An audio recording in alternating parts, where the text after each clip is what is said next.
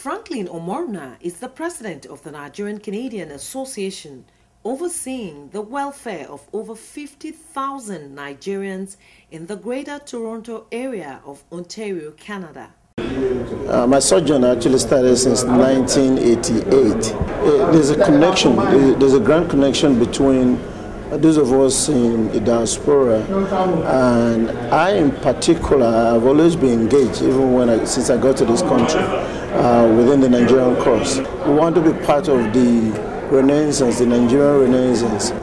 So what are some of the initiatives, what are some of the things, the projects and programs that you have planned or put in place to ensure that you give back to the Nigerian community? Right. In the past, we have refurbished a hospital, the children's wing in the specialist hospital. We have gone to donate about 40-foot containers of medical equipment to hospitals in Edo State. And right now there are a few other initiatives like the Economic Council that we are trying to build up in Canada to transfer some technologies, whether in the economic front, the banking, on the science front, back to Nigeria. And to also encourage, we have sponsored events that brings in Nollywood stars and other professionals. So it is, we're providing this linkage to ensure that the invitation of the government under the able leadership of His Excellency, Dr. Goodluck Jonathan, it is that we're able to fulfill that mandate of giving back to our community. That is part of our culture, and we do not want to forget our home. And most of us who are working here as professionals have a lot to give back home, and we're doing it one way or the other. Let's talk about the Nigerian network within Canada.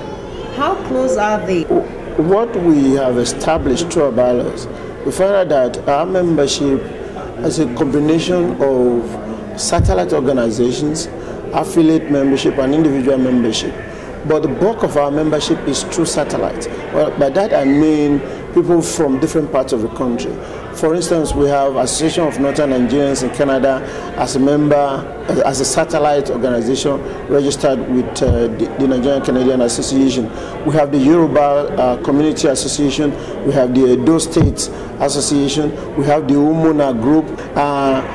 That connection is a network that it's a one-stop gap. Once we have information, we have activities relating to what are we going to do to support our country back home, how we're going to represent. And in fact, we advocate for good governance by way of presentations, making representation to the embassy. Through the embassy, we have written to the Federal Ministry of External Affairs. We have met with the ambassadors several times to ensure that there's that flow of communication in terms of our needs, and that whatever is happening back home, we are not out of the loop. And the community is well represented by all the different ethnic groups. In fact, by the time you put the YCA, that's the Yoruba Community Association, that has over 19 other ethnic organizations under its umbrella, we are reaching a greater number of Nigerians within the GTA. That's why we don't miss out. Because of the new political dispensation, as I said earlier, there's a paradigm shift. The thinking of Nigeria has changed. I was recently in Abuja, and I saw a semblance of the way the cultural shift, a cultural shift, and the way we behave that has changed. It is no longer grab. It is giving back, and your talents, your skills, and whatever you have for community development. So my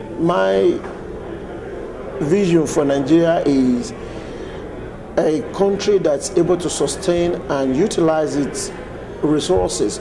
We are endowed with enormous natural resources that has not been harnessed to its full potentials. So I'm hoping that in the near future, within the next few years, if we can achieve a 50% mark of those plans, the strategic direction that the country is going to, then we'll be able to strive and be counted amongst the Committee of Nations And we don't need to beg to enter the G8 or the G20 anymore. We will be begged to be part of it because we are a global force.